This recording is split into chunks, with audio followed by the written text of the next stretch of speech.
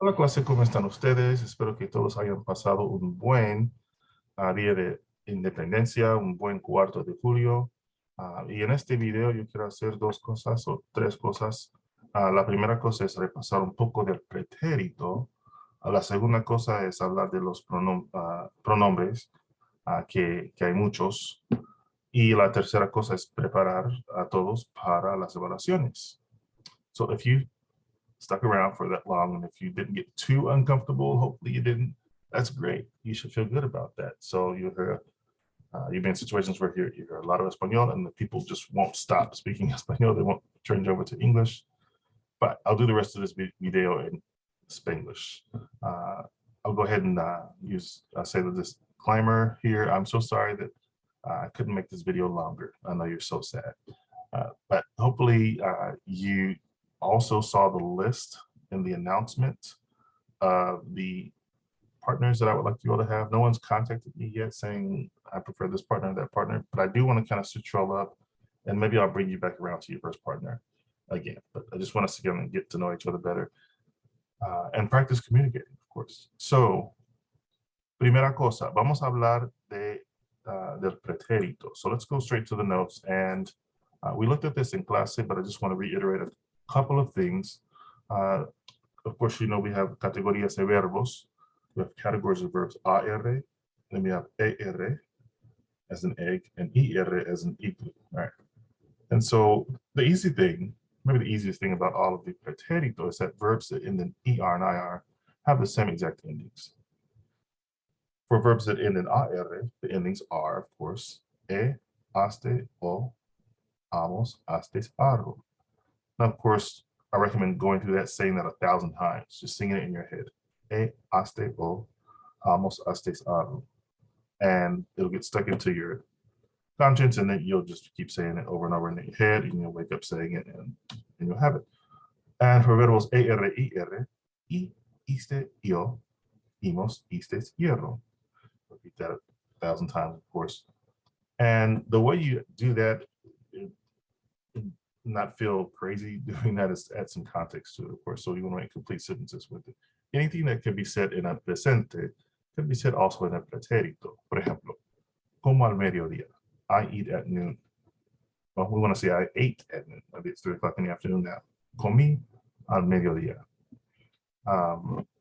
Let's see, let's use the yo forms. Voy a tocar el piano. This is kind of future tense, but voy is in the present tense. So we could say I went to touch the piano or play the piano, but we're just going to say the idea is that I'm going to play the piano. So in the past tense, you would say I played the piano. Toqué el piano. Notice that this verb ends in a C-A-R. Those verbs that end in C-A-R and G-A-R, as in llegar, in the yo form, they're weird. Here's another example. Yo apago la luz. This verb is A-P-A-G-A-R, apagar, G-A-R. And we can't just put an A after the G here. We can't say apa.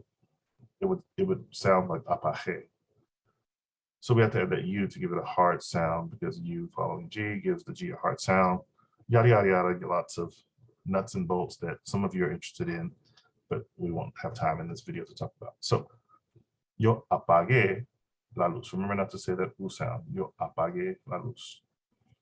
And you want to really sing the ending of the yo form and the usted el ella form. For example, usted ha llegado. Usted llegó. Now you can't say llegó because that's the yo form. We're talking about usted. So we have to say llegó. And whatever physical thing you have to do to actually get that emphasis out, go for it. You have to jump up in the air. I do this thing where, you know, when I'm teaching and I kind of touch my sternum, I kind of tap my sternum as I'm saying it. Something physical to help you get through saying the acento. Okay, so that's el pretérito. If we look at el libro de texto, there are certain sections, or there's a certain section that talks about phrases that indicate el pretérito. We did a Kahoot in class el jueves pasado, on the 30th, I believe. And a lot of those phrases, almost all of them, they had additional words that indicated that we were talking about the past. You just wouldn't know for some sentences whether we're in the present tense or the past tense. And that specifically is the case for the nosotros form. Because the nosotros form for AR verbs, it looks exactly the same. Also for IR verbs. So you just have to use these phrases to indicate whether you're talking about the past or the present. And I'm going to go through those with you really quickly. So just repeat with me if you can. El mes pasado. So I stuck month in there. La semana pasada. So last month or last week. We'd stick that phrase in the beginning and then say what we're going to say. La semana pasada, yo comí con mis amigos. Last week, I ate with my friends. El mes pasado, yo visité a mi abuelo. Last month, I visited my grandfather. Right? So here's the example again. El mes pasado, la semana pasada. El martes pasado. El año pasado. Last Tuesday, last year. Ayer. Anteayer. Anoche. This is the kind of a false cognate. It looks like 2 nights, right? But it's actually at the night before. Nunca. Una vez yo manejé a Kansas City. One time I drove to Kansas City. Right? Por 5 minutos yo bailé en la discoteca. For 5 minutes I danced in the club or whatever, the discotheque, literally. So this indicates a fixed ended period of time. And so that usually is an indication of the pretérito. A las 5 de la mañana me desperté. At 5 o'clock I woke up. Hace 2 años que no nos vemos. Or que no nos vimos. We need to use the predicate. I'll use a different verb that's a more regular verb. Hace 10 minutos que no bailamos. So it's been 10 minutes that we haven't danced. I stuck a no in there. Let's use a different example. Hace un año que nos conocimos. We met a year ago. Yeah. Hace un año que nos conocimos. And that's a reflexive. Sorry, I couldn't think of any simpler verbs there. But any verb there, you can stick there in the past tense. That'll work. Stick a period of time in here. And then a verb in the past tense. And this indicates that something happened a certain amount of time ago. So these phrases, they usually go before el pretérito. You'll see them as you go along, and you might see them in las evaluaciones. So you want to keep this, keep your textbook open to this page, of course, have it handy. So the second thing I want to talk about in este video is los pronombres. So we have lots of pronombres. Again, what are pronombres? They come in and they replace proper nouns. For example, I could say I could say Ray all the time, or I could simply say I.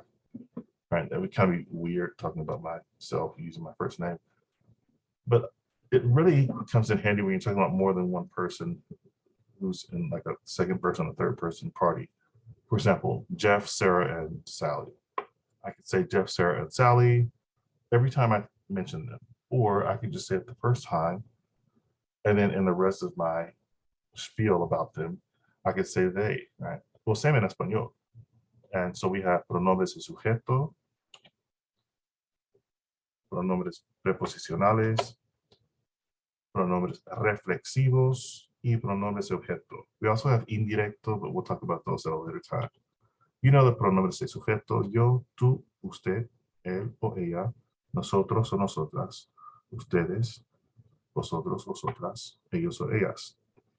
Remember that tú y usted are the same thing.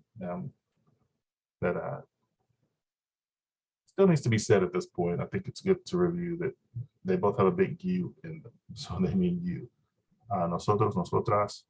Unless you consider yourself female, you won't say nosotras. If I'm in a group of people and I'm the only male, I'm still going to say nosotros if I'm referring to us, right? So Vosotros and ustedes, they are both you all. It's just that vosotros is only used in España. But ustedes comes from vosotros, so it's good to know both. Pronombres preposicionales, usually they are the same. For example, if I say for me, it's going to be para mí, not M-A-E as an egg, but M-A-E as an igloo, right? Para ti, para usted, para ella, a mí, a ti, por mí, por ti. When you use con, the first and second person informal, they change to one word, conmigo, contigo. Why is that? It's because they're just so common. So preposiciones, they are words like for, to, around, about, with, on. And we have all of those, of course, in Espanol. Following a preposition, you would use these pronombres, except for with con. Pronombres reflexivos. I'm going to just kind of juxtapose this or kind of compare it with pronombres objeto directo. The difference is only in the third person. Se and the reflexivos become lo hola and los olas in the plural form. So we have for the reflexivos, me, te, se, nos, os, se, and me, te, lo, la, nos, os, los, las, for the objetos directos. Now, if you're wondering about the indirectos, I'll just go ahead and say the only difference there is the lo and la become le in the singular form and les in the plural form. So remember, the reflexivos, the action is done to oneself. For example, yo me afeito la cara. I shave myself the face, right? For the objetos directos, for example, el agente mira or me mira a mí. I added a mí on there, but you can simply say el agente, the agent, me mira. So who is the action being done to? To me. The agent looks at me, or the agent to me looks. So really short example there. I know we could use more examples, but just to be sure, I want us to look at what the resúmenes or the evaluaciones are. And so, of course, you have material due el cuarto de julio. I'll take it to the 5th, of course. And if you want to wait till the 7 de julio to do the evaluación interpersonal, that's fine. Hopefully you saw my list of parejas, but let's just be sure what we're doing in this actividad, en este ejercicio. So we have dos pasos. In paso uno, you need to create 10 oraciones asking what your partner has or does not have. And this is going to focus on clothing and description of clothing. So the verb that you want to use in every single case is tener. You don't need to put ser, es, son. That's an entirely different verb. So you want to use tienes, tienes. And of course, when you have questions in first and second person, you're going to answer in second person. So ask your partner 10 oraciones. Here's one example. ¿Tienes una blusa azul? You have a blue blouse. Or tienes una blusa de lunares? You have a blouse with like little crescent shapes on it. So you can use whatever description you want to on these. You want to stick with what you're comfortable with, but you don't want to repeat the same thing. That lets me know that you don't care, and then I can't say that I don't care, but I can pretend that I don't care. And so if I feel like you're just kind of throwing it out there, I'm kind of like, okay. I might not give the benefit of the doubt at that point. So that's always up to the teacher's discretion. But let me know that you're trying and that, indulge me, right? So it doesn't have to be spectacular. It doesn't have to be deep at all. This is, elementary school level conversation. Do you have a blue blouse? Or it might be a blue shirt. Do you have blue pants, or do you have blue shoes? And then you want to answer that question. We won't necessarily do this through the next class. You'll do this right there on the video. So let's say it's person A and person B. Person A gives 10 preguntas. You got this, you got this, you got this, you got this, up to 10. And You could say all 10, or after each one, you could let your partner answer. Sí. Now you're not going to say, sí, tengo una blusa azul. What you're going to do is take that word, una, or that phrase, una blusa azul, and you're going to convert it into a direct object pronoun. Sí, la tengo. Notice that the entire thing, everything that describes blusa, una and azul, becomes la. What if it were, tienes unas blusas azules? Here's the question. What do we need to change with this answer? Well, it's not going to be la anymore. It's going to be si las tengo, because we're saying, do you have some blues blouses? Yeah. And remember, we need to make the object match with the descriptions. If it's singular, the descriptions are singular. If they're plural, you're going to make the descriptions plural. Let's take this, for example, this second derivation of the question. Tienes una blusa de lunares. This is still singular. De lunares is a description of crescents, of little moon shapes. So it's still singular. No, no la tengo. If you're confused about the comma, I would say just simply say no la tengo. Okay, so how do we make it plural then? Tienes unas blusas de lunares.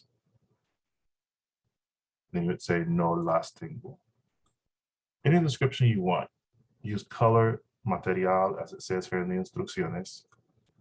Just a quick note, if you have a lot of experience hearing Espanol or speaking Espanol, you might fall into the common error of saying naranja or naranjo. Try to use anaranjado, anaranjada. That actually is orange. Naranja is the fruit, and a lot of people use it as the color, but it's actually the fruit. Naranjo is actually an orange tree. So just something to think about there.